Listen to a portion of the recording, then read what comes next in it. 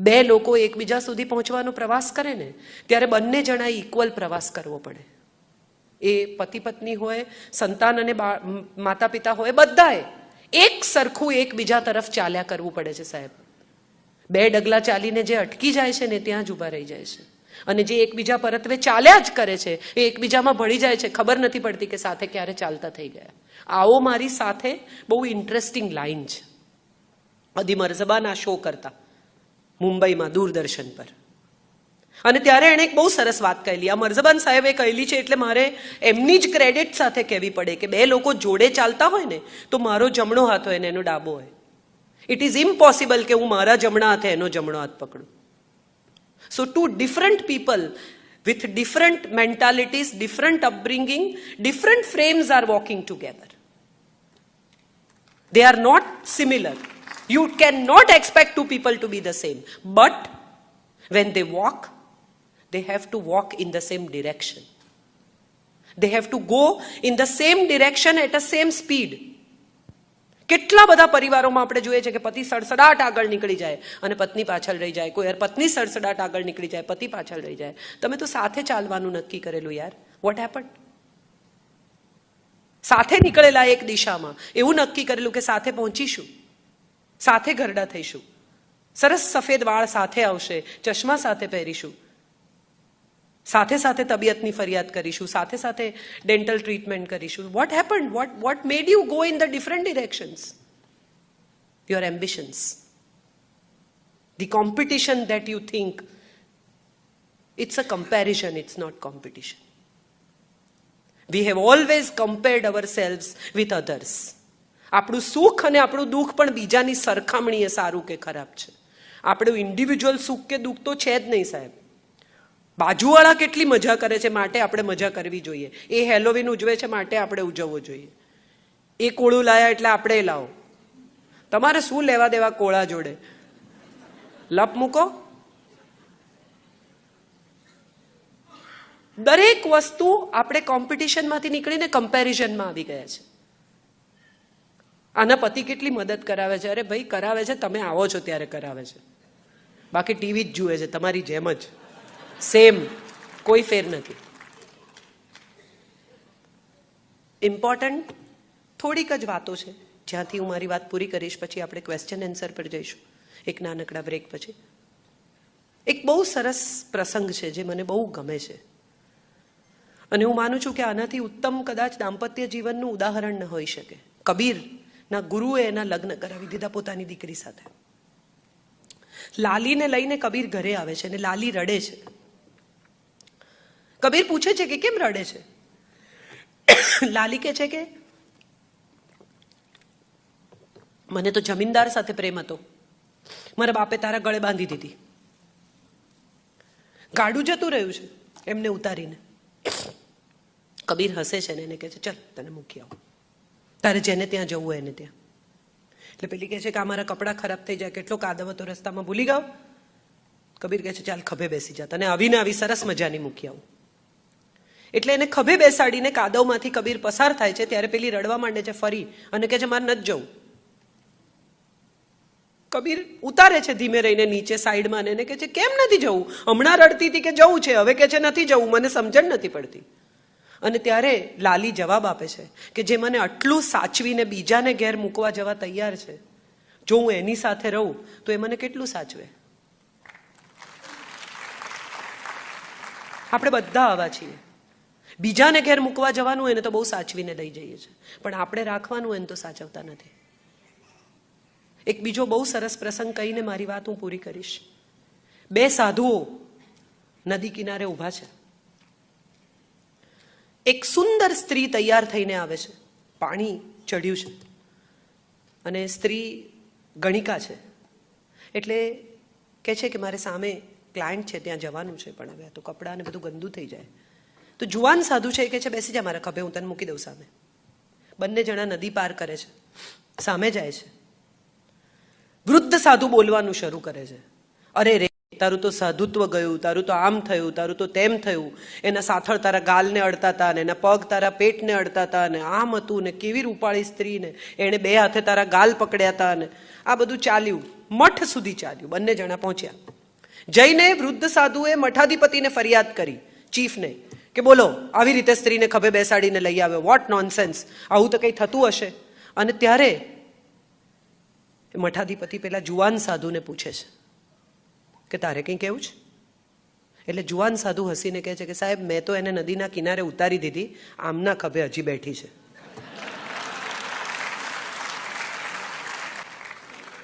ગુજરાતીમાં ઓરેટરી સ્ત્રીઓએ કદી કરી જ નહીં. આજથી હજારો વર્ષ પહેલા યાજ્ઞવલ્ક્ય જનક એક શાસ્ત્રાર્થનું આયોજન કરે છે અને યાજ્ઞવલ્ક્ય આવે છે અને આવીને કહે છે કે લઈ લો બધી ગાય, મારાથી ઇન્ટેલિજન્ટ કોઈ નથી. આ શાસ્ત્રાર્થમાં હું જીતી જ ગયો છું ઓલરેડી, અનકોન્ટેસ્ટેડ ડિક્લેર્ડ. અને ત્યારે વચકનુ ઋષિની દીકરી છે ગાર્ગી, જે ઊભી થાય છે અને કહે છે કે એક મિનિટ, મારે તમને સવાલ પૂછવો છે. Woman education was that time in this country. હજારો વર્ષ પહેલા ગાર્ગી ઊભી થાય છે અને કહે છે એક મિનિટ, મારે તમને પ્રશ્નો પૂછવા છે. હું તમને જ્યાં સુધી ઉત્તમ ડિક્લેર ન કરું ત્યાં સુધી તમે ઉત્તમ નથી. આ આપણા દેશની સ્ત્રી છે. લીલાવતી, જેણે 0 આપ્યો, ભાસ્કર, એને એની કુંડળી જુએ છે એના પિતા, સૌથી મોટો જ્યોતિષ વિશ્વનો, જેણે ખગોળશાસ્ત્ર આપ્યું, ભાસ્કરાચાર્ય, એ પોતાની દીકરીની કુંડળી જુએ છે અને જુએ છે કે એને તો વિધવા થવાના યોગ છે, કોઈ રીતે ટાળી શકાય એમ નથી. એટલે ઉત્તમ મુહૂર્ત કાઢે છે, જેમાં પરણે તો કદીએ વિધવા ન થાય એવું મુહૂર્ત. અને એ મુહૂર્તમાં એના લગ્ન કરવાનું નક્કી કરે છે. એ સમયે ઘડો ભરાય તો ઘટિકા પૂરી થાય. પાણીમાં એક ઘડો મૂકે જેમાં નીચે નાનકડું કાણું હોય, એ પૂરો ભરાઈ જાય એટલે 1 કલાક, 1 પ્રહર જેવો ઘડો. લીલાવતી એટલી ઉત્સુક છે પોતાના લગ્ન વિશે કે વાંકી વળીને જોવા જાય છે કે ઘડો ભરાયો કે નહીં. એના નાકની ચૂંક પડી જાય છે ને ઘડો વહેલો ભરાઈ જાય છે. મુહૂર્ત સચવાતું નથી ને લીલાવતી વિધવા થાય છે. પિતા એને વિધવા તરીકે જીવવાની ફરજ નથી પાડતા. પિતા એને ગણિત શીખવાડે છે, વૈદિક ગણિત, જે આજે આપણા બધાના બાળકો પડે છે. અને લીલાવતીના નામે પિતા ગણિત લખે છે, જે આજે લીલાવતી ગણિત, વૈદિક ગણિતના નામે પ્રસિદ્ધ છે. અને પછી દશાંશ પદ્ધતિ અને પછી 0 શોધાય છે, જે આ દેશ છે. અનસુયા, 3 દેવો નક્કી કરે છે કે અનસુયાની પરીક્ષા કરવી જોઈએ. બહુ સતી કરે છે પોતાની જાતને, ચલો જઈએ. 3 દેવો જાય છે સાધુ થઈને અને કહે છે કે જમાડ. અનસુયા કહે છે ચોક્કસ જમાડું, અતિથિ ધર્મ છે મારો. પણ જમાડવાની હા પાડ્યા પછી દેવો કહે છે કે ભાઈ એક પ્રોબ્લેમ છે, અમે તો સાધુ છીએ, અમે નગ્ન થઈને જમીએ છીએ, કપડાં ઉતારી નાખીશું. હવે જો બીજા પુરુષને નગ્ન જુએ તો સતી ધર્મ લાજે, અને બીજા પુરુષને, અતિથિને, સાધુને જમાડવાની ના પાડે તો અતિથિ ધર્મ લાજે, અને પુરુષને નગ્ન જુએ તો એનો સ્ત્રી ધર્મ લાજે, પત્ની ધર્મ લાજે. તો શું કરે? અંજલિમાં પાણી લે છે, ઈશ્વરનું નામ લે છે અને 3 દેવો પર પાણી છાંટે છે અને 3 દેવોને 1.5 વર્ષના બચ્ચા બનાવી દે છે. હવે બચ્ચા કપડાં પહેરીને જમે, કપડાં કાઢીને જમે, શું ફરક પડે? એ આ દેશની સ્ત્રી છે. ક્રાઇસિસ મેનેજમેન્ટ પણ આવડે છે એને, કોઈ કન્ફ્યુઝન નથી. એ આ દેશની સ્ત્રી છે. એમણે કહ્યું દુબઈમાં અમે પહેલો વિચાર એમ કરીએ કે પૈસાનું શું. ડૉક્ટર શૈલેષે કહ્યું એકચ્યુઅલી મને તો આખો જુદો જ અનુભવ છે. દુબઈ સાથે મારો અનુભવ બહુ ઇન્ટરેસ્ટિંગ છે. શિવમભાઈ અહીંયા છે અને બહુ મજાનો અનુભવ છે મારી પાસે. હું એકવાર અમેરિકાથી જતા દુબઈ એરપોર્ટ પર શોપિંગ કરતી હતી, કારણ કે ત્યાંથી કશું લાવી નહોતી ને મારા સ્ટાફને મારે કંઈક આપવું પડે, એટલે બધું મેં ગાંડાની જેમ ઉપાડ્યું શોપિંગ. ને અચાનક એક 6.5 ફૂટનો અરબ આવીને મને કહે છે કે આ બધું જે ખરીદ્યું છે એનું બિલ છે? હા છે, શો મી. મારું બોર્ડિંગ ચાલુ થઈ ગયેલું. એટલે આપણે કેટલા કેરલેસ હોઈએ છીએ એનો આ બહુ સરસ દાખલો છે કે ક્યાંક એક બિલ ખિસ્સામાં, એક બિલ પર્સમાં, એક બિલ રાખેલું, એક નહીં રાખેલું, એક ડૂચો કરીને ફેંકી દીધેલું. આ બધાની વચ્ચે પર્સ ઊંધી કરીને હું બિલ શોધું છું, એક પછી એક. મારું બોર્ડિંગ ચાલુ છે. મેં કહ્યું, મેં કીધું you are wasting my time. તો મને કહે છે you really want me to waste your time? ફાળ પડે એવી રીતે. અને દરમિયાનમાં બધા ગુજરાતીઓ પસાર થાય છે અને જુએ છે પર્સ ઊંધી કરીને રસ્તા પર ફેંદતી, પણ કોઈ ઊભું નથી રહેતું. શિવમભાઈ stood there and he said, કઈ પ્રોબ્લેમ છે કાજલબેન? Should I help you? Say no no no you continue, bill આપવાના છે, હું આપી દઈશ. બધા બિલ મળી ગયા ફોર્ચ્યુનેટલી, અને હું ગઈ. અને ત્યારે બધાને મારી સાથે ફોટા પડાવવા હતા, કારણ કે મને બધા ઓળખતા હતા, પણ હું મેસમાં હતી એટલે કોઈને મારી પાસે નહોતું આવવું. આપણે બધા આવા જ છીએ. હું પણ આવી હોઈશ કદાચ. It's not about you, it's about us. કોઈ માણસ તકલીફમાં હોય, કોઈ માણસને સમસ્યા હોય, કોઈને કંઈ પ્રોબ્લેમ હોય, તો આપણે હંમેશા એવું કહીએ છીએ કે આપણે શું, કેમ. હું માનું છું અહીંથી શરૂ થાય છે આવો મારી સાથેની રમત. અહીંથી શરૂ થાય છે આ શબ્દ, આ 3 શબ્દ, આવો મારી સાથે, હું આવું તમારી સાથે. કંઈ પણ જરૂર હોય તો હું ઊભી રહીશ, હું ઊભો રહીશ. આપણે આપણા છોકરાઓને શીખવીએ છીએ, દીકરીઓને, ટૂંકા કપડાં નહીં પહેરવાના, આમ નહીં કરવાનું, જેકેટ પહેરો, ફલાણું કરો, લેટ નાઇટ નહીં કરવાની. કેટલી માં એના દીકરાને શીખવાડે છે 13-14 વર્ષની ઉંમરે કે છોકરીના પગ બહુ સરસ હોય, ટૂંકો સ્કર્ટ પહેર્યો હોય, સેક્સી દેખાતી હોય, તો પણ ટીકી ટીકીને નહીં જોવાની બેટા, it's a bad manners. We don't. ધીરે ધીરે ધીરે ધીરે એવું થતું જાય છે સમય સાથે કે આપણને એવું સમજાવવા લાગ્યું છે કે સ્ત્રી પુરુષ ઇક્વલ છે. કામ કરે છે સ્ત્રીઓ, પૈસા કમાય છે સ્ત્રીઓ, ફેમિલીમાં કોન્ટ્રીબ્યુટ કરે છે સ્ત્રીઓ. પણ કેટલી સ્ત્રીઓ એવું સમજે છે કે એને કામ નહીં કરવા દેનારો પતિ એને કંટ્રોલ કરવા નથી માંગતો, એને તકલીફ આપવા નથી માંગતો. સવારે 9 વાગ્યાથી નીકળતો પતિ રાત્રે 9 વાગે ઘરે પાછો આવે ત્યારે એને ઘરમાં એક જ વસ્તુની અપેક્ષા હોય છે, અને છે શાંતિ. જો સીધું પત્ની પાસે જાય તો વહુ ગેલો, અને જો સીધો મા પાસે જાય તો માવડિયો. એટલે એની વચ્ચે એણે નક્કી કર્યું કે ટીવી બેસ્ટ. બેમાંથી કોઈ પાસે જવું નહીં, જતાની સાથે ટીવી ઓન કરું. હું તો ન્યૂઝ જોઉં છું, ક્યાંય જવું નથી. ઇન્ટરેસ્ટિંગ છે નથી? આપણે બધા જ આવા છીએ. ક્યાંક ને ક્યાંક, કશેક ને કશેક આપણે એક એવી નાનકડી સ્વિચ દબાવી દઈએ છીએ કે જેમાં માણસનું મગજ ગરમ થઈ જાય છે. ઘરમાં દાખલ થાય, તમે જુઓ કેટલો અદ્ભુત સંવાદ હોય છે પતિ પત્નીનું. ઘરમાં દાખલ થાય અને પતિ ચપ્પલ કાઢે ને પત્ની છોકરાઓને કહે કે આજે રહેવા દેજો, મગજ ઠેકાણે નથી. કોઈ કશું બોલ્યું નથી, કોઈને કંઈ ખબર નથી. બીજી તરફ પતિ ઘરમાં દાખલ થાય, ચપ્પલ કાઢે ને જુએ ને છોકરાઓને પૂછે મમ્મીને કંઈ થયું છે? અને ફરિયાદ શું છે? તો કે અમારા ઘરમાં કોમ્યુનિકેશન નથી. આનાથી બેટર કોમ્યુનિકેશન શું હોય? સંવાદ વગરનું કોમ્યુનિકેશન છે. સમજી જાય 2 જણા કે કંઈક થયું છે, કઈ લોચો છે, શું લોચો છે, એ વિશે વાત થાય. અને વાત થાય ત્યારે બહુ ઇન્ટરેસ્ટિંગ વાત શું થાય?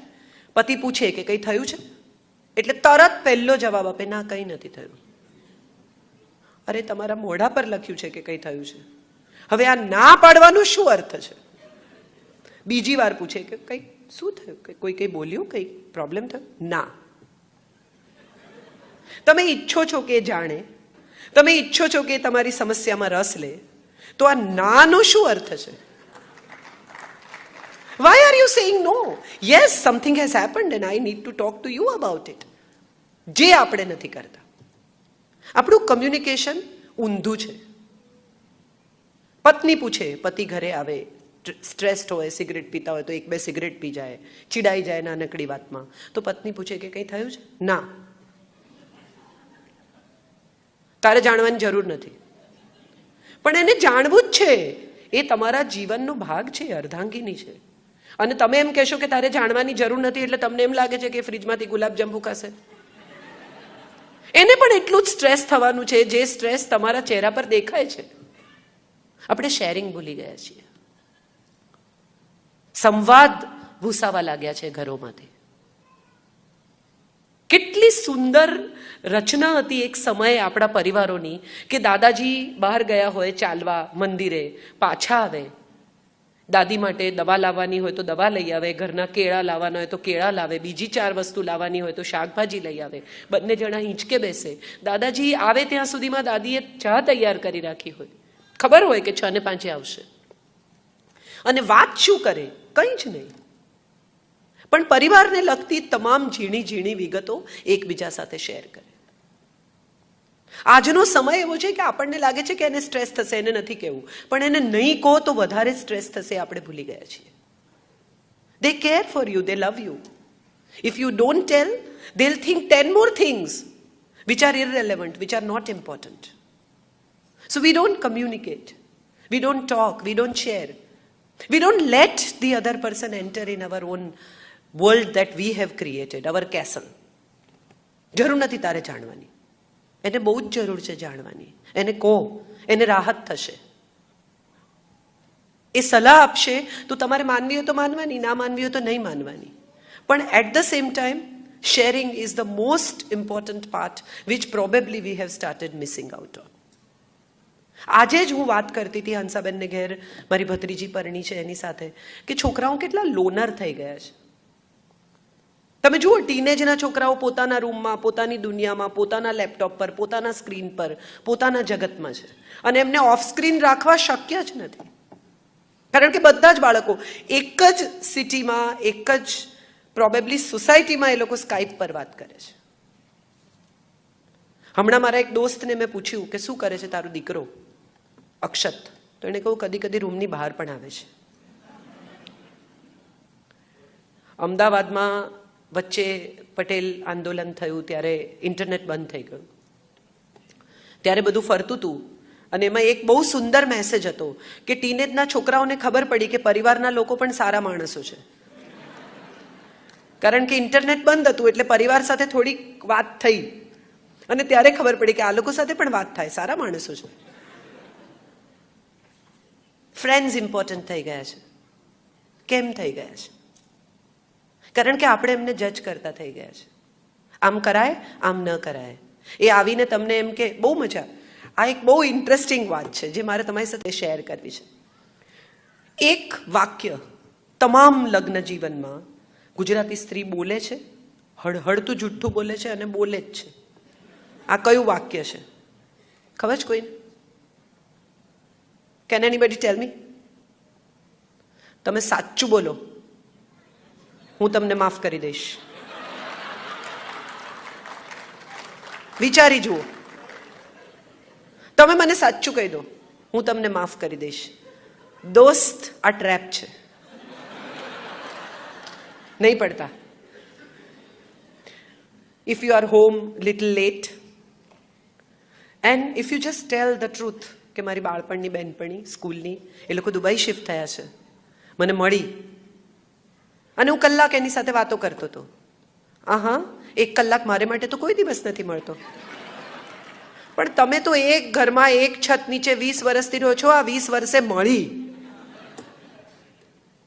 સ્કૂલમાં આપણે બધા, I am sure you also remember and I also remember, કે એકાદ જણ પર દિલ આવી ગયું હોય, સાયકલની ચેન ઉતરી જાય એને જોઈએ એટલે, ચોપડીઓ પડી જાય, કોઈ પણ બહાને ત્યાં ઊભા રહેવું હોય, ઝાડ નીચે તડકામાં એની વેઇટ કરવાની. ઘટના તો કંઈ બને નહીં, એ તમને જુએ ને તમે એને જુઓ, એથી વધારે કોઈ હેપનિંગ નથી ત્યાં.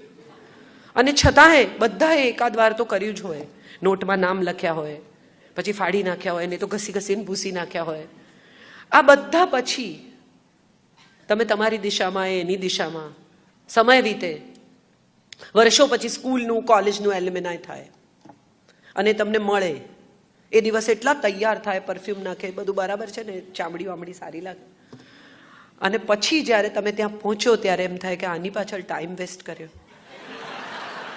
આ 20 વર્ષ મેં મારી જિંદગીના આ બેન પાછળ કે આ ભાઈ પાછળ વેસ્ટ કર્યા. કારણ કે જેના અદ્ભુત વાળ હોય, આમ કરીને તમારી સામે જોતા હોય, ત્યાં હવે ટાલ હોય. ફિટનેસ, જે તમે જેના સ્પોર્ટ્સ માટે જેને ચાહતા હોય, એની ફૂટબોલ મેચ જોવા જતા હોય, એનું હવે પેટ બહાર હોય. સમય બધાને બદલી નાખે છે. ને હું એવું માનું છું કે આ બદલાતા સમય સાથે જે નથી બદલાતા ને, એ મિત્રો છે. એને તમારા લુક સાથે કોઈ નિસ્બત જ નથી. એ તમને ચાહે છે બસ. I am sorry about my health. એ તમને ચાહે છે બસ. કેમ? કારણ કે તમે જે છો એવા તમને સ્વીકારે છે. લગ્ન જીવન કેટલા લોકો અહીંયા પરણેલા છે? બધા એવું ના કહો. કોઈને ના પાડવી હોય તો અધિકાર છે, એ બધા ના કરો. કેટલા લોકો વિધિસર પરણ્યા છે? કેટલા લોકોને સપ્તપદીના વચન યાદ છે? જુઓ મજા આ દેશની, આપણી સંસ્કૃતિને, આપણું ફલાણું ને આપણી પરંપરાને. આપણી પરંપરા હવે સાડીઓમાં, પંજાબીઓમાં રહી ગઈ, મંદિરે જવામાં રહી ગઈ. આપણી સૌથી મોટી પરંપરા ગૃહસ્થાશ્રમની પરંપરા આપણે ભૂલી ગયા. 50,000 રૂપિયાનું ઇન્વેસ્ટમેન્ટ, તમે તો બધા એમણે કહું પૈસા ગણો છો, 50,000 રૂપિયાનું ઇન્વેસ્ટમેન્ટ કરવાનું હોય તો કેટલા બધા તમે બધા જુઓ છો કે વોલેટાઇલ હશે માર્કેટ તો શું થશે, યુલિપમાં નાખશો કે શેમાં નાખશો, ને કેટલા યુનિટ ગણશો, પછી અમારે વચ્ચેથી ઉપાડવું હોય તો શું કરવાનું, નહીં તો શું કરવાનું. આખી જિંદગી ઇન્વેસ્ટ કરો છો, તમને ખબર જ નથી કે તમે શું વચન આપ્યા અને શું લીધા. બ્રાહ્મણે કીધું, તમે રિપીટ કર્યું, વાત પૂરી થઈ ગઈ. પાળવા કોને છે તે યાદ રાખવાના. સાહેબ, હિન્દુસ્તાન એકમાત્ર એવો દેશ છે કે જે ક્યાંય વફાદારીના સોગંદ નથી ખવડાવતો. આપણી એકમાત્ર હિન્દુ પરંપરા, સનાતન ધર્મના લગ્નની પરંપરા એવું નથી કહેતી કે હું બીજી સ્ત્રીને નહીં જોઉં, કે હું બીજા પુરુષને નહીં જોઉં, કે હું બીજી સ્ત્રીનો વિચાર નહીં કરું, કે બીજા પુરુષનો વિચાર નહીં કરું. કેટલી લિબરલ પરંપરા છે આ, કે જે એમ કે છે કે આપણી ઉર્જા એક થાય, આપણી એનર્જી એક થાય. સિનર્જી શબ્દ તો હવે આવ્યો, આપણે તો કેટલા વર્ષો પહેલા કહ્યું કે આપણી એનર્જી એક થાય, પોઝિટિવિટી તરફ આગળ જઈએ. આપણે સાથે મળીને ઋતુના સુખ ભોગવીએ. આ ઋતુઓ કઈ છે? શિયાળો, ઉનાળો, ચોમાસું. આ ઋતુઓ મનની ઋતુઓ છે. સારા અને ખરાબ સમયમાં સાથે રહીએ, સારા અને ખરાબ સમયમાં એકબીજાની સાથે રહીએ. આવો મારી સાથે, એ મારી સાથે આવવાનું નથી, એકબીજાની સાથે આવવાનું છે. દરેક ઋતુમાં જ્યારે તારું મગજ ગરમ હશે ત્યારે હું થોડી વાર ચૂપ રહીશ, જ્યારે મારું મગજ ગરમ હોય ત્યારે તું થોડી વાર ચૂપ રહેજે. સાથે મળીને ધનધાન્યની આપણે ઉજવણી કરીએ.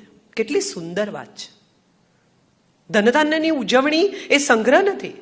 ઘેર આવતા અતિથિઓ, પ્રેમાળ બાળકો, દરેક સાથે આ ઉજવણી કરવાની છે. રોજનું ફૂડ ઉજવણી થઈ શકે. હમણાં જ અમે હર્ષદભાઈને ત્યાં બેઠા હતા ત્યારે એમણે કહ્યું કે કંઈક કહો, એટલે મેં કીધું આપણે કેટલી અપ્રુવલની સોસાયટી છીએ, એની મજા જુઓ કે આપણી બેસ્ટ ક્રોકરી બીજા લોકો માટે છે. આનાથી મોટો અપ્રુવલનો કોઈ દાખલો જ નથી સાહેબ. કોઈ આવવાનું હોય તો તમે કપડાં બદલીને તૈયાર થાવ, બાકી તમે અંદર ને અંદર તો કોઈ દિવસ ચાલે બધું. અને એમાં જો કદાચ કોઈ પત્ની ઉત્સાહી હોય, પ્રેમાળ હોય, રોમેન્ટિક હોય શરૂઆતમાં, પછી તો નથી રહેતી, પણ જો એ સરસ ટેબલ સજાવે, કેન્ડલ લગાવે, નવી ક્રોકરી કાઢે, કપડાં પહેરીને તૈયાર હોય, તો દાખલ થતાની સાથે પતિ પૂછે કોઈ આવવાનું છે? અરે તમે આવ્યા છો સૌથી મોટા. હમણાં એક બહુ સરસ કિસ્સો એક સાયકેટ્રીની ચોપડીમાં વાંચ્યો કે એક ડોક્ટરે પતિ પત્ની ડિવોર્સ લેવા ગયા તો મેરેજ કાઉન્સિલરે કહ્યું કે એને ખાલી એક જ વાંધો છે, તમે એને મદદ નથી કરતા, થોડું ઘરમાં એનો જવાબદારી લો, એને મદદ કરો. તો પતિએ બહુ વિચાર કર્યો કે વાત તો સાચી, આટલા વર્ષોમાં મેં એને કંઈ મદદ નથી કરી, બિચારી હાથે બધી મગજમારી કરે છે. એક દિવસ બપોરે 4 વાગે ઘરે પહોંચ્યો, વાસણ બધા ધોઈ નાખ્યા, ઘર ક્લીન કરી નાખ્યું, લોન્ડ્રી નાખી દીધી, કપડાં કાઢીને ઇસ્ત્રી કરી નાખ્યા, જે કંઈ બધું કિચન વિચન ક્લીન કરી નાખ્યું. તો પત્ની ઓફિસથી આવી અને ઘર જોયું આમ અને કહે છે તમે મને ડિવોર્સ આપવાના છો? ઇન્ડિપેન્ડન્ટ નહીં થાઓ. એક તરફથી પત્ની એમ કે આખો દિવસ બધું મારે કરવાનું, પણ જો ખરેખર કરવા માંડે ને તો ગભરામણ થઈ જાય. We want the dependence and we want to complain about the dependence. Either you enjoy the dependence, કે મારા સિવાય આ ઘરનું પાંદડું નથી હાલતું. મારો અસબાબ નામની એક બહુ સુંદર શોર્ટ સ્ટોરી છે. કેટલી બધી સુંદર વાર્તા છે આ, કે એક પત્ની બહારગામ જવાની છે અને પતિને બધી સલાહ આપે છે કે આમ કરજો ને તેમ કરજો ને, પાણીનું માટલું બરાબર ભરજો ને, કૂતરાને ખાવાનું નાખજો ને, કપડાં બધા લટકાવતા નહીં ને, ફલાણાનું આમ કરજો ને, બધી સલાહ આપ્યા પછી એ જાય છે અને પાછી આવે છે ત્યારે તો આવતા આવતા રિક્ષામાં કેટલું વિચારી લીધું છે કે આમ હશે ને, ઘર આવું હશે ને, ધૂળ હશે ને, ફલાણું હશે. પતિએ બધું ચોખ્ખું રાખ્યું છે, માટલું ચોખ્ખું ભર્યું છે, કૂતરું ખાઈને સરસ મજાનું ખૂણામાં બેઠું છે, મસાલાવાળી પૂરી કરી રાખી છે, ચા મૂકી રાખી છે, બસ તું આવે એટલે દૂધ નાખું. અને પત્ની રડી પડે છે. એટલે પતિ કહે છે કે શું થયું, મેં બધું બરાબર તો કર્યું. તો કે હા, પણ મારા વગર આટલું ગોઠવાય છે એ જાણીને મને મારો અસબાબ લૂંટાઈ ગયો એવું થયું. કેટલી સુંદર વાત છે. કેટલી બધી પત્નીઓનું જોઉં લગ્નના 15, 20, 20, 25, 30 વર્ષ થયા કે મારા વગર નહીં જમે, હું જઈને પીરસીશ તો જ જમશે. ક્યારેક એમાં કમ્પ્લેન, હું નહીં જાઉં ને તો નહીં જમે. ત્યારે તમને એમ થાય કે આનો આનંદ છે કે આનું દુઃખ છે. નક્કી કરી લો. કાં તો એ ખૂબ સુખની બાબત છે, કાં તો આનાથી મોટો કોઈ રોમાન્સ નથી. કેટલા બધા ઘરોમાં, આઈ એમ શ્યોર તમને બધાને ખબર જ હશે, 5, 5:30 ફોન આવે, શું બનાવું. આમ તો પતિ કહે કે તું મને મૂર્ખ બનાવે જ છે, વધારે નહીં.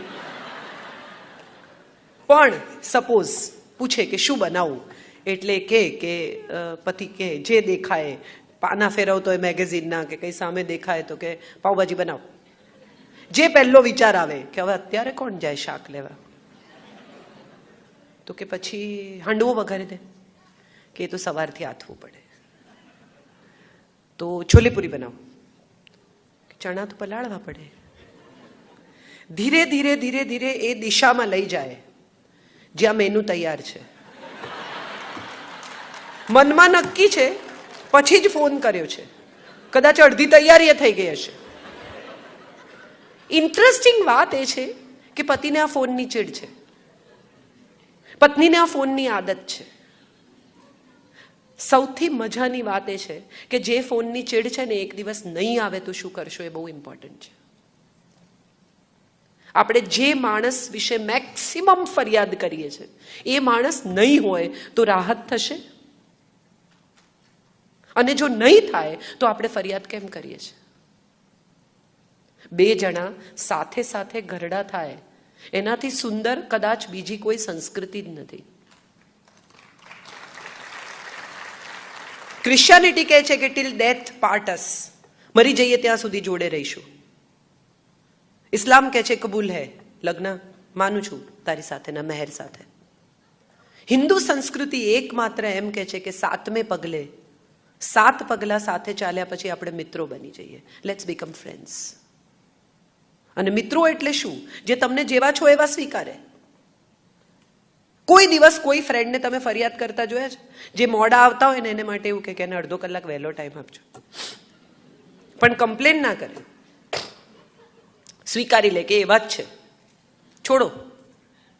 પણ એ છોડ્યા પછી પણ છોડતા નથી, એ મિત્ર છે. કેમ પતિ પત્ની એકબીજાના મિત્ર નથી? કેમ માતા પિતા સંતાનોના મિત્ર નથી? કેટલા બધા ઘરોમાં પિતા બાળકને જજ કરે, આમ કરાય, આમ ન કરાય, પગે લાગો. આપણે કેટલા બધા છોકરાઓને કહે છે પગે લાગો. કદી કોઈ દિવસ આપણે બાળકને પગે લાગવાનું કારણ આપ્યું? પંચતત્વ, 5 ઇન્દ્રિય ભેગી થાય અને અહંકાર સાથેના મેં પ્રણામ છે. આપણે કોઈ દિવસ કીધું જ નહીં પગે લાગ, મોટા છે. મોટા છે માટે શું કામ પગે લાગવાનું? તમારા છોકરાઓ હવે લોજિક સાથે જોડાયા છે. ટેકનોલોજી એક જ વસ્તુ શીખવે છે ને, લોજિક. વાય જનરેશન છે આ. વાય કેમ કરવાનું? આપણે એમને કોઈ દિવસ કહેતા જ નથી. તિલક કરાવે, ના પાડે, નથી કરવું. કોઈ દિવસ આપણે એમને કહ્યું જ નથી કે આપણી આખી બોડીની કોન્શિયસનેસનું સેન્ટર છે. She just spoke about neurons and brain. આ આપણી આખા શરીરનું કોન્શિયસનેસનું આ સેન્ટર છે. એ સેન્ટર ઉપર પ્રેશર આવે, તિલક થાય, કંકુ લાગે, ચંદન લાગે, તો એ સેન્ટર એક્ટિવેટ થાય, તમારી બુદ્ધિ તેજસ્વી બને, તમે વધુ પ્રજ્ઞાવાન થાઓ. એવું આપણે શીખવતા જ નથી. કરો. કેટલા વર્ષો પહેલા, આજથી સદીઓ પહેલા જે માણસે મિત્રમાંથી ગુરુ થઈને ગીતા શીખવી, ગીતાનો કહેનારો પણ સંસારી ને સાંભળનારો પણ સંસારી, બંનેને એકથી વધારે પત્નીઓ, અને છતાંય વાત શું કરી તો કે કર્મ સંન્યાસની. એવું કંઈ જરૂરી નથી. અમારે જયભાઈને અમારા લગ્ન ઉપર બોલવાનું એ બંને જણને તો બહુ મજા આવે. જયભાઈને હું કહું કે તમે લગ્ન પર શું બોલશો, ને હંમેશા કે અરે હોય લોકો મૃત્યુ પર બી બોલે છે, એને માટે કે મરવું થોડી પડે. ગીતા કેટલી અદ્ભુત પુસ્તક છે. આજે તમે જુઓ કે હાર્વર્ડમાં ભણાવવા માંડ્યા એટલે આપણને થયું કે ગીતા બહુ ઇમ્પોર્ટન્ટ છે. શરૂ થાય છે પહેલો અધ્યાય અર્જુન વિષાદ યોગ, અને અર્જુન વિષાદ યોગની મજા એ છે કે અર્જુન બોલે છે અને કૃષ્ણ સાંભળે છે, ક્યાંય વચ્ચે ઇન્ટરપ્ટ નથી કરતા. અને એથી આગળ જઈને જો આપણે આપણો ધર્મ, આપણી પરંપરા, આપણી સંસ્કૃતિ સમજવી હોય તો એક ક્લેરવોયન્સ સંભળાવે છે એક આંધળાને. સંજય છે કે જેને દિવાલો ભેદીને દેખાય છે, અને એક ધૃતરાષ્ટ્ર છે જે આંધળા છે. એને આ ગીતા નરેટ કરવામાં આવે છે, જે બની રહી છે તે. અને કૃષ્ણ જ્યારે આખો અર્જુન વિષાદ યોગ પૂરો થઈ જાય છે, અર્જુન બોલી લે છે પોતાની વાત, ત્યારે બોલવાનું શરૂ કરે છે. શ્રી કૃષ્ણ ઉવાચ. અને સાહેબ મજા જુઓ આપણી સંસ્કૃતિની, આપણી કથાઓની. જેમ મેં કહ્યું કે સ્ટોરી ટેલિંગ બહુ ઇમ્પોર્ટન્ટ છે. આજે હું મારી દીકરીને કે મારા બાળકને આ સ્ટોરી ટેલિંગ સ્વરૂપે ગીતા સંભળાવી શકું. ગીતા એ કોઈ માણસના મરી ગયા પછી વાંચવાનું પુસ્તક જ નથી. તમે કશું ઘરમાં લાવો, ટેકનોલોજીથી ભરપૂર કોઈ સાધન, અને એની સાથે એક મેન્યુઅલ આવે. એ મેન્યુઅલ વાંચ્યા વગર તમે પ્લગ ઇન કરો, ધડાકા થઈ જાય, કોયલ બળી જાય, જે થવાનું એ પૂરું થાય, પછી તમે મેન્યુઅલ વાંચો એનો અર્થ નથી. આપણા દેશમાં ગીતા માણસના મરી ગયા પછી વાંચે છે. જે જીવન જીવવાની શૈલી છે, જે જીવન જીવવાનો રસ્તો છે, એને આપણે માણસના મરી ગયા પછી ઘેર વંચાવીએ છીએ, અને એ બ્રાહ્મણ વાંચે છે. આપણે શું લેવા દેવા? ખાલી બેસાડી છે ગીતા ઘેર. કેટલી ઇન્ટરેસ્ટિંગ વાત છે. આગલે દિવસે શિબિરમાં પણ કહી શક્યા હોત. કેમ કે છે કુરુક્ષેત્રની વચ્ચે?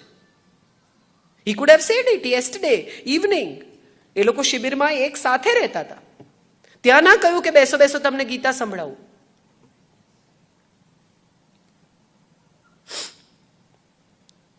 એવું નથી કહ્યું કે હું તમને ગીતા સંભળાવું. આગલે દિવસે કુરુક્ષેત્રની મધ્યમાં લઈ જઈને ગીતા સંભળાવે છે. હાથીઓની ચિંગાડ છે, ઘોડાઓની હાવળ છે, શસ્ત્રોનો ખણખણાટ છે. આટલા બધા અવાજની વચ્ચે ગીતા સેન્ટરમાં લઈ જઈને સંભળાવે છે. કેમ? કારણ કે બધા જ સાંભળી શકે. દ્રોણ પણ સાંભળે, ધૃતરાષ્ટ્ર પણ સાંભળે, દુર્યોધન પણ સાંભળે, કર્ણ પણ સાંભળે, અને અર્જુન પણ સાંભળે. ગીતા જે ગ્રહણ કરે છે તેની છે. તમને સમજાય તો ગીતા તમારી, તમને ન સમજાય તો બ્રાહ્મણની. અને જુઓ ઇન્ટરેસ્ટિંગ વાત કે આખો અર્જુન વિષાદ યોગ પૂરો થાય છે, બોલી લે છે, પછી બોલવાનું શરૂ કરે છે. આ સાયકોલોજિસ્ટ છે, એને એમ્પ્ટી કરે છે, રિક્ત કરે છે, ખાલી કરે છે. આનાથી મોટો કોઈ સાયકોલોજિસ્ટ નથી કે તું ખાલી થઈ જા પહેલા, પછી હું ભરું. એક બહુ સુંદર ઝેન વાર્તા છે. એક શિષ્ય જાય છે સાધુ પાસે રોજ અને કે મને જ્ઞાન આપો, મને જ્ઞાન આપો, મને જ્ઞાન આપો, મને જ્ઞાન આપો. એટલે એક દિવસ સાધુ કહે છે કે આ કપમાં ચા ભર, જ્ઞાન જોઈએ છે. તો કે આમાં કેવી રીતે ભરવું? આ તો ભરેલો કપ છે. કે ભરતો ખરો, શું થાય? તો કે ઢોળાઈ જાય. એ જ્ઞાનનું પણ એવું જ છે, ખાલી થવું પડે પછી ભરાય. તું તો ભરેલો છે, તને કેવી રીતે ભરું? એવી જ એક બહુ સુંદર કથા હર્ષદભાઈને ત્યાં પણ મેં કહી. મને બહુ ગમે છે આ કથા. આપણે ધર્મને બહુ જુદી રીતે જોઈએ છે. એક ફકીર, સૂફી ફકીરને રોઝા છે. 2 દિવસ બાકી છે રોઝાના. અને એનો એક મુરીદ, એનો એક શિષ્ય શીરો લઈને આવે છે. અને એટલા સ્નેહથી લાવ્યો છે કે મેં આખા મહિનામાં પૈસા બચાવી બચાવી બચાવી બચાવી અને આ તમારા માટે શીરો બનાવ્યો છે, બદામ નાખી છે. ફકીર જુએ છે એની સામે એક ક્ષણ માટે અને શીરો ખાય છે. બાજુમાં બીજો શિષ્ય બેઠો છે કે અરે આવું 2 દિવસ બાકી છે રોઝાના અને તમે લલચાઈ ગયા? મને તો એમ હતું કે તમે મહાન છો યાર, તમે તમારા મન ઉપર આટલો સંયમ ના રાખી શક્યા તો તમે ગુરુ શું કામના? તમને ખબર છે રોઝા તોડવાની સજા શું છે? અને ત્યારે એ ફકીર જવાબ આપે છે કે બેટા એવું છે કે રોઝા તોડવાની સજા તો મને ખબર છે ને હું ભોગવી બી લઈશ, પણ દિલ તોડવાની સજા મને ખબર નથી, એટલે હું નહીં ભોગવી શકું. આ આપણી કથાઓ છે, આ આપણી પરંપરા છે. અને આખી એ ગીતા પૂરી થયા પછી એક વાક્ય કહે છે કૃષ્ણ. એ હું માનું છું તમામ મા બાપે પોતાની જિંદગીના સૌથી મહત્વના વાક્ય તરીકે શીખી લેવું જોઈએ. યથેચ્છસી તથા કુરુ. આ બધું જ કહ્યા પછી, આ 18 અધ્યાય તને સંભળાવ્યા પછી, do what you want, do what you feel is right, યથેચ્છસી તથા કુરુ. પહેલા કહે છે ત્યાજ્ય હૃદય દૌર્બલ્યમ ઉત્તિષ્ઠ પરંતપ જાગ્રત વરાન પ્રાપ્ય નિબોધિત. તને જે મળી ચૂક્યું છે તે મેળવવાનો પ્રયત્ન કર. This is all given to you, just get it, just receive it, just try to understand it. અને એ કયા પછી કહે છે કે યથેચ્છસી તથા કુરુ. હવે મેં તને 18 અધ્યાય શીખવી દીધા, હવે તારે જે કરવું હોય તે કર. આપણે 50,000નો લાખ રૂપિયાનો S7 તો લાવી આપીએ છીએ, અને આપણે એને એવું પણ કહીએ છીએ કે આ કેટલો મોંઘો છે, જોજે ક્યાંક મૂકીને આવતો. પણ આપણે એને એવું નથી કહેતા કે આ ફોન તારી પાસે નહીં હોય દીકરાને, હું તારા સુધી નહીં પહોંચી શકું ને તો મને બહુ સ્ટ્રેસ થશે. આ આપણી વચ્ચેનું કમ્યુનિકેશન છે, આપણી વચ્ચેનું કનેક્શન છે, કોઈ નહીં નાખતો. એની કિંમત જે હોય તે, એનું મૂલ્ય આપણી વચ્ચેનું કનેક્શન છે. આપણે ભૂલી ગયા છીએ આ શીખવવાનું. આપણે આપણા બધા જ આવનારી પેઢીને એ બધું જ આપ્યું જે આપણને નથી મળ્યું. કેટલું બધું આપણે બધાને એમ થયું કે આપણને નથી મળ્યું એમને આપો, આપણને નથી મળ્યું એમને આપો. એમનો રૂમ, એમના રૂમમાં ટીવી, એમને લેપટોપ, એમને ફલાણું, એમને ઢીકણું, એમને આ. પણ એને સમય આપતા ભૂલી ગયા. આપણે આપણા છોકરાઓ સાથે બેસીને આપણા બાળપણની ભૂલો શેર ના કરી કે યાર એકવાર હું સિગરેટ પીને આવેલો અને મારા પપ્પાએ સૂંઘી લીધો અને 2 તમાચા મારેલા. હું તને મારતો નથી, પણ નહીં પીતો, બહુ દુઃખ થશે. This is what I think needs to be spoken to our children now. Our children are so logical, they are so intelligent. તમે જોઈ હશે એડ્સ ગૂગલની, મને એટલી બધી ગમે છે. બાળક જન્મતાની સાથે ઓનલાઈન જાય છે, પોતે જ પોતાનો ફોટો પાડીને ઓનલાઈન કરે છે. આ સત્ય છે. આપણને ગમે કે ન ગમે, બધા મમ્મી પપ્પા વડે હું કરું છું, ચૂપ રહે, હું તારી માં છું. અને પછી 2 જ મિનિટમાં જવું પડે, આ આઈફોન લોક થઈ ગયો બેટા, અને પછી એ જુએ આમ તમારી સામે. કોણ બાપ, કોણ માં? This is interesting. એક પાસે ઇન્ફોર્મેશન છે, ટેકનોલોજી છે, ને બીજા પાસે અનુભવ છે. આ બે મિક્સ થાય ને સાહેબ, તો આ દેશ ક્યાંનો ક્યાંય નીકળી જાય. આપણે આપણા અનુભવ એમની સાથે શેર નથી કરતા. જીપીએસ તો છે આપણી પાસે, પણ જીપીએસ તમને રસ્તો બતાવશે, ખાડા ક્યાં આવશે તો એને આપણે જ કહેવું પડશે. એ એના જીપીએસમાં જોશે કે અહીંથી 3 કિલોમીટર છે, પણ સાહેબ 3 કિલોમીટરમાં 3 ખાડા છે. એ મેં પસાર કર્યા છે, મને ખબર છે. અને બહુ મજાની વાત એ છે કે તમે તો 17 વર્ષના હતા, એ 45 વર્ષના નથી થયા હજુ. એને ખબર નથી કે 45 વર્ષના મા બાપ હોવું એટલે શું, કેટલી ચિંતા થાય, કેવી દુનિયા છે, શું છે. તમે તો 17 વર્ષમાંથી આવ્યા ને, તમે તો બધું કર્યું છે જે કરે છે.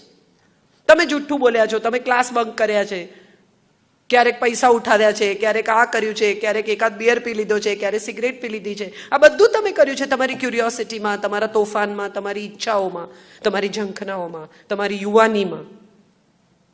તો એ કેમ ન કરે? અને કરે તો એને સ્નેહથી સ્વીકારો. તમે એને કહો છો તમે સાચું બોલો, તો હું ચલો મમ્મા સાથે ખોટું નહીં બોલવાનું, પણ મમ્મા સાથે બિચારો સાચું બોલે તો પડે. મમ્મા સ્વીકારતી નથી. બહુ સરસ વાત તમારી સાથે શેર કરું. Wonderful audience I have today. કેટલા રાઈટ જગ્યાએ લોકો હશે ને રાઈટ જગ્યાએ ગંભીર થાય ને ત્યારે તમને સમજાય કે તમારી વાત કરેક્ટ જગ્યાએ પહોંચે છે. બહુ ઇન્ટરેસ્ટિંગ છે આ. મારો દીકરો ને હું 2 જણા ગાડીમાં જતા હતા. આમ ગાડીને આમ કરીને એક છોકરો મોટરસાઇકલ પર નીકળી ગયો. મારી માં સુરતી છે એટલે મારાથી ગાળ બોલાઈ ગઈ. લોહી ક્યાં જાય સાહેબ? એટલે મારા દીકરાએ 10 વર્ષના દીકરાએ આમ મારી સામે જોયું ને મને કહ્યું, માં તું ગાળ બોલી. હવે જો હું એમ કહું કે હું નથી બોલી તો મારાથી જુઠ્ઠું કોઈ નથી. હું જો એમ કહું કે સોરી બેટા, તો હું એનાથી નાની થઈ ગઈ. I am admitting something which I shouldn't be admitting at this point of time. એટલે મેં મારા બધા રડાર ખોલ્યા અને મેં એને કહ્યું, તને કોણે કહ્યું કે આને ગાળ કહેવાય?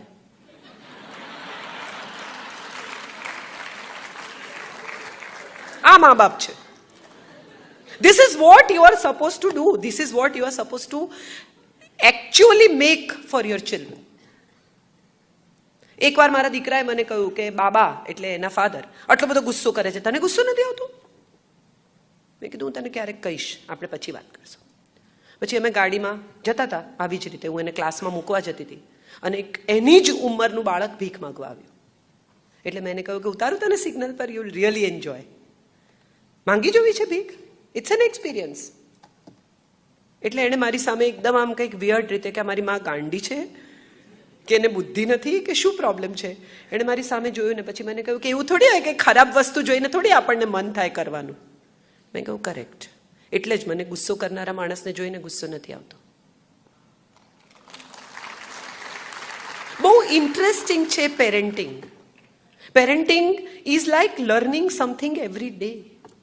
It's not about teaching something, it's also about learning something. એક 2.5 કિલોનો રમકડું તમારા હાથમાં આવે ને ત્યારે એક પુરુષ પિતા થઈ જાય. સડનલી તમને રિયલાઇઝ થાય કે કેટલી બધી જવાબદારી 2.5 કિલોના રમકડામાં છે. હવે એક આખી જિંદગી તમારા હાથમાં છે. તમે જુઓ કેવા કેવા પપ્પાઓ મેં જોયા છે કે કોઈ દિવસ પિક્ચરની ટિકિટની લાઇનમાં ઊભા ના રહે, નાટકની ટિકિટની લાઇનમાં ઊભા ના રહે, રેસ્ટોરાંમાં વેઇટિંગ હોય તો કે અહીંથી ચલો, હું કઈ લાઇનમાં ઊભો રહીને ખાઉં નહીં, પણ એડમિશન લેવાનું હોય ને તો રાતથી લાઈનમાં ઊભા રહે. કેટલી સરસ વાત છે. કેવા કેવા પપ્પા આપણે ઓળખીએ છીએ કે અમસ્તા ગાડીમાંથી પગ નીચે ના મૂકે, પાન પણ આમ કાચ ઉતારીને આમ કરીને પાન મંગાવે, અને બચ્ચું સાયકલ શીખતું હોય ને તો એની પાછળ દોડે. This is what fatherhood is all about. This is what is such a nice thing that happens to all of us. But what we do is we give them things and no thoughts. કેટલી બધી વસ્તુઓ આપી દઈએ છીએ આપણે એમને. છાંયડો એટલો બધો કે જ્યારે તડકામાં નીકળે ત્યારે એને ગભરામણ થઈ જાય કે આ તો મેં જોયો જ નથી, આ તો મેં અનુભવ્યું જ નથી. ના તો પાડતા જ નથી. આપણને એવો ભય છે કે ના પાડીશું ને તો આપણા છોકરા આપણાથી દૂર થઈ જશે. સિબ્લિંગ્સ, ફ્રેન્ડ્સ બધા એના પર પ્રેશર કરે છે. અમે તથાગત માટે, મારા દીકરા માટે દર વર્ષે એક બજેટ બનાવ્યું છે. બનાવતા હતા, હવે તો બહુ મોટો થઈ ગયો, કે આ તારું બજેટ આખા વર્ષનું. હવે એમાં તું રમકડા ખરીદ, ચોપડા ખરીદ, ઉડાડ, આઈસ્ક્રીમ ખા, કચરાના ડબ્બામાં નાખ, you decide. This is your budget and you have to tell me how much have you spent. ડાયરીમાં લખી લેવાનું. એટલે મને પૂછે હજી કેટલા બાકી છે. આ હજી કેટલા બાકી છે ને એ વાતે એને શીખવાડ્યું કે એક લિમિટેશન હોય છે, એક લાઈન હોય છે જેની બહાર જવાની તમને તક નથી હોતી. અને ત્યારે મને સમજાયું કે આ આપણે આપણા છોકરાઓને શીખવવાનું છે કે આટલું જ છે. એ એન્વાયરમેન્ટની બાબતમાં પણ છે. આટલું જ પાણી છે, આટલી જ પૃથ્વી છે, આટલી જ હવા છે, આટલું જ આકાશ છે. જેમ વધારે વાપરી નાખીશું, જેમ વધારે ખર્ચી નાખીશું, જેમ વધારે પૂરું કરી નાખીશું, આટલું જ પેટ્રોલ છે. જેટલું છે એ સમજાવો એને. ગાડી પર ડ્રાઈવ કરવા જવું એ હવે આપણને પોસાય એવી પ્રવૃત્તિ જ નથી રહી. વી ફોરગોટન ધેટ. ડ્રાઈવ પર જાય લોકો, જસ્ટ પેટ્રોલ વપરાઈ જશે તો શું કરીશું એવું વિચાર્યું, આ પોલ્યુશનમાં કેટલો ઉમેરો કરીએ છીએ એવું વિચાર્યું. આ બહુ ઇમ્પોર્ટન્ટ સવાલો છે જે આપણે આપણા બાળકોને શીખવવાના ભૂલી ગયા છીએ. અને સાહેબ મજાની વાત જુઓ કે આપણા ઘરમાં કેરી આવે, આપણે કોઈ દિવસ આપણા બાળકને એમ કહ્યું છે કે બેટા એમાંથી 4 કેરી વોચમેનને આપ?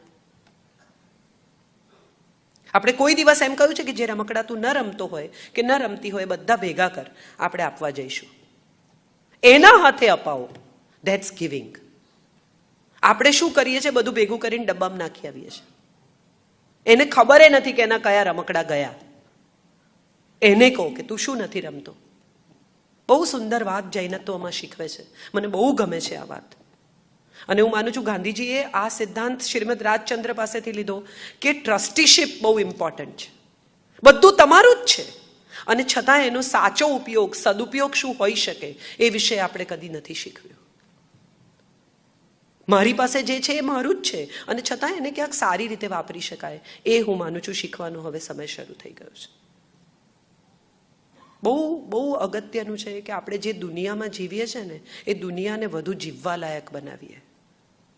આપણે બધા પૈસા ખર્ચીને આવા મોટિવેશનલ લેક્ચર સાંભળવા જઈએ છીએ, પણ તમે મને સાચે હૃદય પર હાથ મૂકીને કહો કે એવું મેં શું કહ્યું છે તમને ખબર નથી.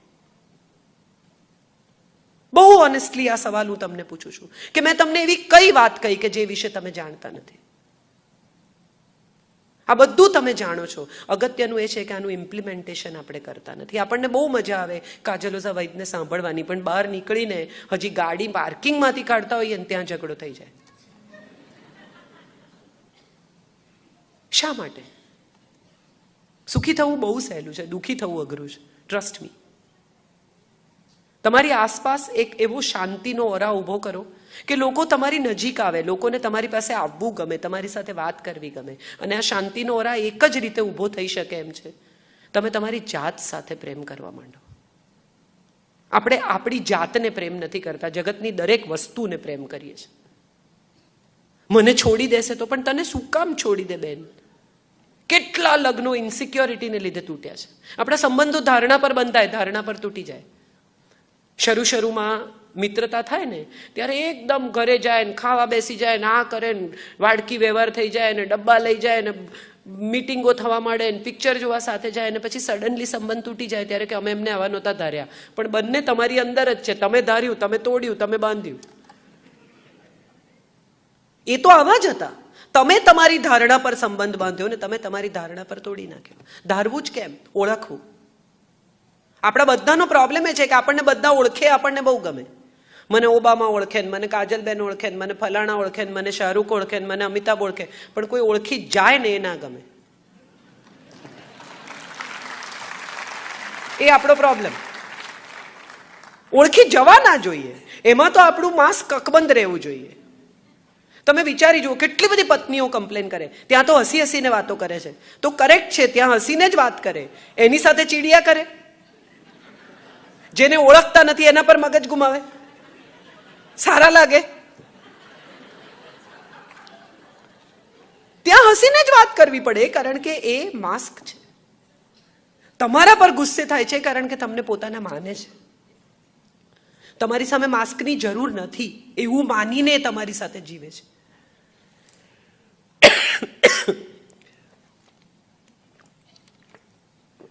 ખોટું હોય તો કહો, એને એવું કહેવાનું તમારે મારી સાથે પણ એવી જ રીતે વર્તવું. હમણાં એક બહુ સરસ જોક કોઈકે મને મોકલ્યો છે, મને બહુ ગમ્યો. કે એક પતિ પત્ની બહાર નીકળ્યા ઘરની અને ગાડીમાં પંચર પડ્યું. એટલે પતિ પત્નીએ સવાલો પૂછવાના ચાલુ કર્યા કે એસી ચાલશે, હું અંદર બેસું કે બહાર નીકળું, મારું મેકઅપ ખરાબ નહીં થાય ને, મારી સાડી, અને કેમ પંચર પડ્યું, તમે જોયું નહોતું, હવા ચેક નહોતી કરી, કાચ આવ્યો, ખીલી આવી. દરમિયાનમાં એક ભાઈ આવા શિવમભાઈ જેવા ત્યાંથી પસાર થયા એટલે એમણે કહ્યું કે કંઈ હેલ્પ જોઈએ? એટલે પતિએ કહ્યું કે હા, તમે થોડીક વાર મારી વાઈફ સાથે વાત કરો ને તો હું ટાયર બદલી નાખું. હું એના સવાલના જવાબો આપવામાં વ્યસ્ત છું માટે ટાયર નથી બદલી શકતો, બાકી કામ તો 5 જ મિનિટનું છે. એક પતિ પત્ની રોજ ચા પીવા બેસે ગેલેરીમાં. તો પત્ની રોજ જુએ કે સામેવાળી કપડાં સૂકવે છે, એ જ એનો ટાઈમ. એટલે પત્ની બૂમો પાડે કે આ કેટલા ગંદા કપડાં ધુએ છે, કેટલા મેલા કપડાં ધુએ, જુઓ તો ખરા, કઈ સમજતી નથી બાઈ. એક દિવસ બેઠા અને પત્નીએ કહ્યું કે અરે વાહ, આજે તો બહુ ચોખ્ખા કપડાં ધોયા છે. એટલે પતિએ કહ્યું ના, મેં આપણી બાલ્કનીનો કાચ સાફ કર્યો છે. સંબંધોમાં આટલું જ હોય છે, આપણો કાચ સાફ કરવાનો હોય છે. સામેવાળાના કપડાં ગંદા કે ચોખ્ખા તો પછી થાય છે. આપણો કાચ લૂછો, એમાંથી દેખાતી વાત બહુ ઇમ્પોર્ટન્ટ છે. પત્ની સાથે વાત કરવા માટે માણસને કહેવું પડે એવી વાત જ શું હોય? કેમ પતિ પત્ની વચ્ચે અદ્ભુત સંવાદ ન હોય? કેમ બાળકને એમ ન લાગે કે મારા મા બાપ તો એક જ છે, છૂટા પડશે જ નહીં? એક જ વાત વિશે માં ના પાડે એટલે તરત પપ્પા એમ કે તો કે તું તાર કર. નો. એકવાર પત્ની ખોટી પણ હોય તો પણ એણે ના પાડી છે માટે પતિએ સ્ટેન્ડ બાય જ કરવાનું. અને એકવાર પતિ ખોટો હોય તો પણ એણે ના પાડી છે કે હા પાડી છે માટે પત્નીએ સ્ટેન્ડ બાય જ કરવાનું. ઘરમાં વકીલ નહીં આપો તમારા સંતાનને, નહીં તો એ તમને એકબીજાની સામે વાપરતા શીખી જશે. પહેલું બાર્ટર અહીંથી જ શરૂ થાય છે. તું આમ કર તો હું આમ કરીશ. આપણે એને શું કહીએ? જલ્દી કર. આંખ ખુલે એવું પહેલું વાક્ય, જલ્દી કર, ચાલ જલ્દી, ચાલ જલ્દી, ચાલ જલ્દી. અને પછી જ્યારે 13-14 વર્ષનું થાય ને ઊભું ઊભું ખાય ત્યારે આપણે કે બેસીને શાંતિથી ખા. પણ ક્યાંથી ખાય? તમે એના મગજમાં જલ્દી સિવાયનો કોઈ શબ્દ જ નથી નાખ્યો.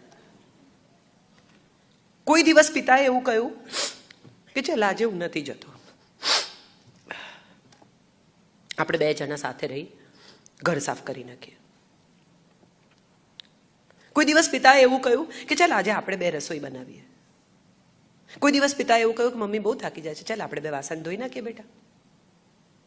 એના પોતાના લગ્ન જીવન માટેની. તારી મામા અક્કલ નથી એવું કહેનારા પિતા બહુ જોયા આપણે. પણ એ ભૂલી જાય છે કે કાલે સવારે આ જ વાક્ય આ જ રીતે તમારી સામે વપરાશે. તમારામાં અક્કલ નથી, કારણ કે આ જ ભાષા આપણે શીખવી. બહુ બહુ સમાજ રચના ગૂંચવણ ભરેલી છે એવું મને ઘણી વાર લાગે છે. અને મને એવું લાગે છે કે આપણે સાચા બટન દબાવવાનું ભૂલી ગયા છીએ. ખોટા બટન બધા આપણે દબાવી દીધા છે, એટલે લાઈટો ખોટી જગ્યાએ થવા માંડી છે. મંદિર જવું એ પરંપરા નથી, દીવો કરવો એ પરંપરા નથી, સાડી પહેરવી એ પરંપરા નથી. મને તો ગમે છે એટલે હું પહેરું છું. વિશ્વના આખા તમામ પોશાકોમાં સૌથી સિડ્યુસિવ અને સૌથી ગ્રેસફુલ જો કોઈ પોશાક હોય તો એ સાડી છે. જે ભાગ ખુલ્લા રાખવાના છે એ બહુ ગ્રેસફુલી ખુલ્લા રહે છે, જે ઢાંકવાના છે એ બહુ ગ્રેસફુલી ઢંકાય છે. આ આપણા દેશની પરંપરા છે, આપણું વસ્ત્ર છે, માટે હું પહેરું છું. આપણે એને જો પરંપરાઓ શીખવવી હશે તો પરંપરાઓ શીખવી પડશે, જાણવી પડશે, એના સવાલોના જવાબો આપવા પડશે.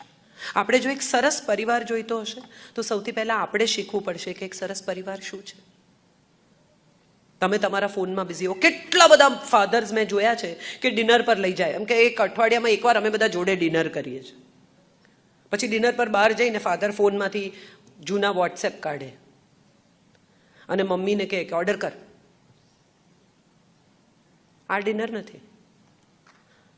હું હમણાં નવરાત્રિના ઉપવાસ કરું છું અને મેં બાપુને કહ્યું, મુરારી બાપુને મેં કીધું હું ઉપવાસ કરું છું બાપુ. તો કે બહુ સરસ, થાય છે? મેં કીધું હા થાય છે. તો કે હવે ડિજિટલ ઉપવાસ કરી જુઓ.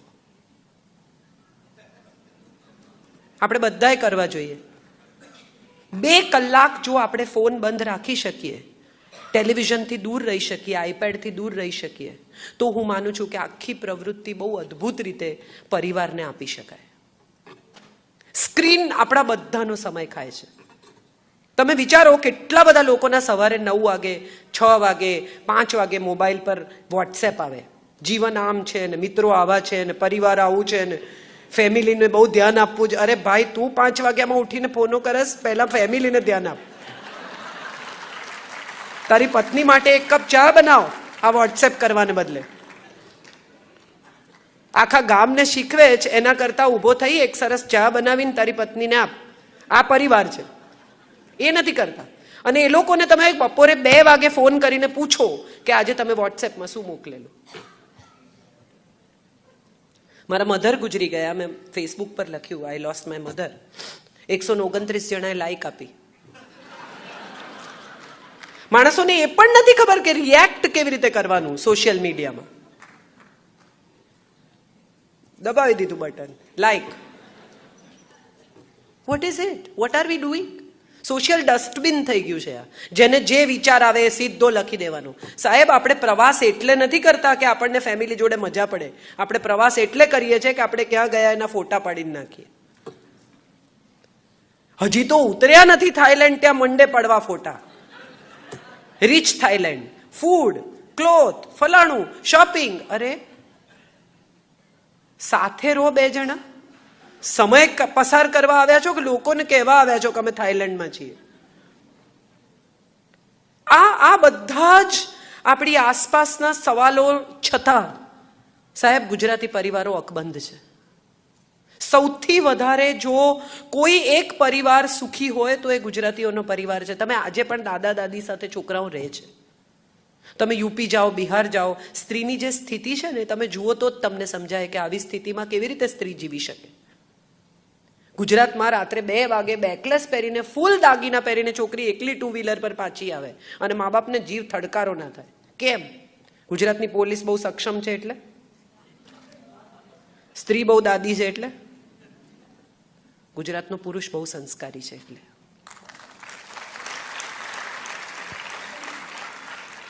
ગુજરાતનો પુરુષ એ છે કે જે સ્ત્રી સમસ્યામાં હોય ને તો ઊભો રહીને પૂછે કે કંઈ કરું, હેલ્પ કરું, કંઈ વ્હીલ બદલવું છે. આ ગુજરાતનો પુરુષ છે સાહેબ. અને આ સંસ્કાર આપણે નહીં ખોઈએ, આ સંસ્કાર આપણે અકબંધ રાખીશું અને આ સંસ્કારનો વારસો આપી જઈશું. આપણે પાસબુકો તો બહુ આપીએ છીએ, શ્વાસબુક આપીએ. That's what I feel. આપણે આપણા છોકરાઓને બીજું બધું બહુ આપી જઈએ છીએ, મકાનો, દુકાનો, વ્યવહાર અને બાકીની કેટલીય ચીજો, પણ આપણે કોઈ દિવસ આપણા છોકરાઓને એવું નથી કહ્યું કે બેટા હું ઘરડો થાઉં ને તો મારી પાસે બેસજે થોડી વાર. આ બધું જે મેં તારા માટે કર્યું છે ને એમાં મેં તને સમય નથી આપ્યો એવું જે તને લાગ્યું છે, પણ મને એવું લાગે છે કે તું મને થોડો સમય આપજે. મા બાપ ગુજરી જાય પછી તકતી મુકાવે, મંદિરોમાં દાન કરે. હમણાં એક બહુ સરસ વોટ્સએપ કોઈકે મને કર્યો છે અને મને બહુ ગમ્યો કે એક માણસ લાડુ વેચતો હતો મંદિરની બહાર અને કોઈકે આવીને પૂછ્યું કે કેમ વેચો છો? તો કે મારા મધરને લાડુ બહુ ભાવતા, એ ગુજરી ગયા એટલે હું લાડુ વેચું છું. એટલે એક માણસે એને પૂછ્યું કે જીવતા હતા ત્યારે કોઈ દિવસ બાજુમાં બેસીને ખવડાવ્યા છે? નથી કરતા આપણે આ બધું, પછીથી આપણે કરીએ છીએ. બેસણામાં આવનારા લોકો એ જે રહી ગયા છે એ કેટલા ઇમ્પોર્ટન્ટ છે ને એના હિસાબે આવે છે. જે ગુજરી ગયા છે એની સાથેના સ્નેહમાં નથી આવતા ને હવે તો એવું છે કે તમે ફલાણાના બેસણામાં આવવાના છો ને હું મારી દીકરી લેતી આવીશ, તમે તમારો દીકરો લેતા આવજો, ભલે જોઈ લે એકબીજાને.